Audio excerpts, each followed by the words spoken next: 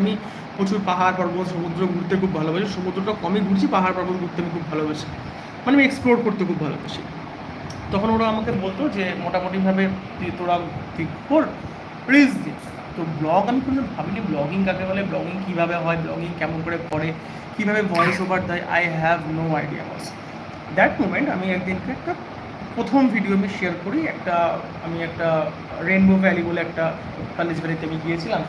তো ওখানটাতেই হচ্ছে আমি ফার্স্ট যখন যাই তো ওখানে গিয়ে আমি আমার ফার্স্ট শ্যুট করি একটা, তো আমি শেয়ার করলাম ওখানটাতে। তো হঠাৎ করে শেয়ার করার পরে তো দেখলাম ভালো, প্রথম দিনে তখন মনে আছে আমার একদম ফার্স্ট 2-3 দিনে আমার 65 বা 67 সাবস্ক্রাইবার ছিল।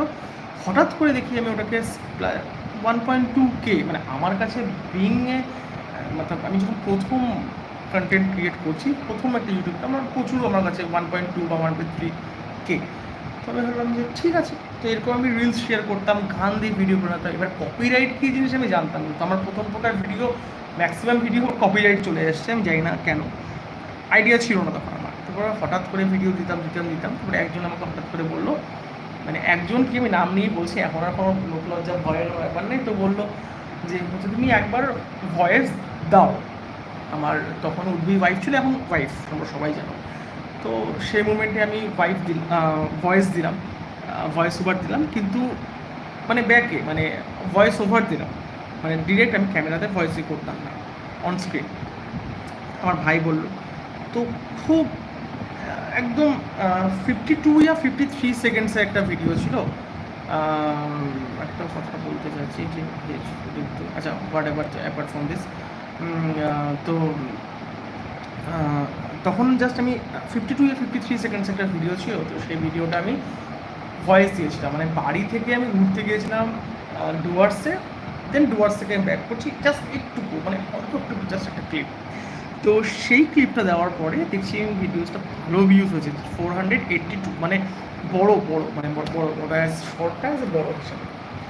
তারপরে আস্তে আস্তে আমি শুরু করলাম, ভিডিও দেওয়া শুরু করলাম। এবার ম্যাক্সিমাম হচ্ছে আমার ভিডিও আমার হিন্দিভাষী লোকজন দেখতো, যেহেতু আমি একজন আমি হিন্দি স্কুলে চাকরি করি। তো পরে আমি কিছু ভিডিও হিন্দিতে বলা শুরু করলাম। পরে দেখলাম হিন্দি ভিডিও সবাই ঠিকঠাক করে, একটু অসুবিধা হচ্ছিলো, কারণ কি আমি বাঙালি, তো আমার অবভিয়াসলি হিন্দি থেকে বাংলাটা অনেকটাই বেশি ভালো হবে, এটা একদম স্বাভাবিক কথা। তারপর হঠাৎ করে একদিনকে আমি ভাবলাম যে আমি ক্যামেরার সামনে ডিরেক্টলি যেমন ব্লগাররা করে ভাবে ভিডিও দেওয়ার, ওরকম করার জন্য চেষ্টা করলাম। প্রচুর চেষ্টা করতাম। প্রথম একটা ভিডিও বানাতে আমার মোটামুটি টাইম লাগতো, মানে 2 মিনিটের ভিডিও থাকতো, ওই ভিডিওটা ভয়েস ওভার দিতে আমার লাগতো আধা ঘন্টা টাইম। তো এখন প্রফিসিয়েন্সি লেভেল যথেষ্ট ভগবানের কৃপায় ভালো এসছে। তারপরে আস্তে আস্তে আমি ভিডিও দেওয়া শুরু করি। মাঝখানে 2-3 মাস আমার কমে গেল ভিডিও দেওয়া, কারণ কি বাড়িতে অনুষ্ঠান ছিল, প্রচুর ব্যস্ততা, সব কিছু করতে করতে তো ধীরে ধীরে সব কিছু আমার করা হয়। আমি আবার এখন মোটামুটিভাবে ভিডিও দেওয়া ঠিকঠাক করে স্টার্ট করছি। সব কিছু তোমাদের ভালোবাসা, তোমরা যদি চাও আমার ভিডিওটাকে আরও বেশি ভালোবাসা দিও, আমি চেষ্টা করি। আমার মেইনলি ফোকাস হচ্ছে ডে আউট উইথ রাজশ্রী আমার চ্যানেলের নাম।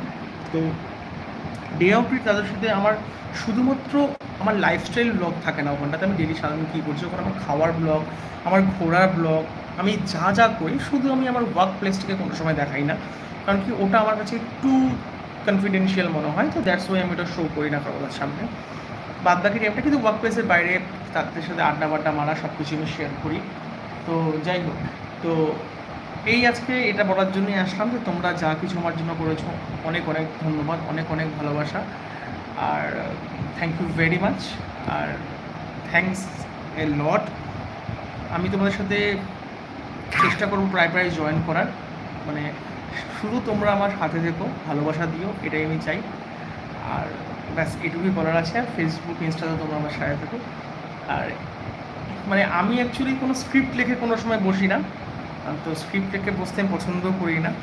আর আমার মনে যা আসলো আমি তাই তোমাদের সাথে শেয়ার করলাম। এরপরও কোনো একদিন রাত্রেবেলায় লাইভে এসে তোমাদের সাথে শেয়ার করবো। তো গুড নাইট, শুভরাত্রি সবাইকে, টাটা, বাই।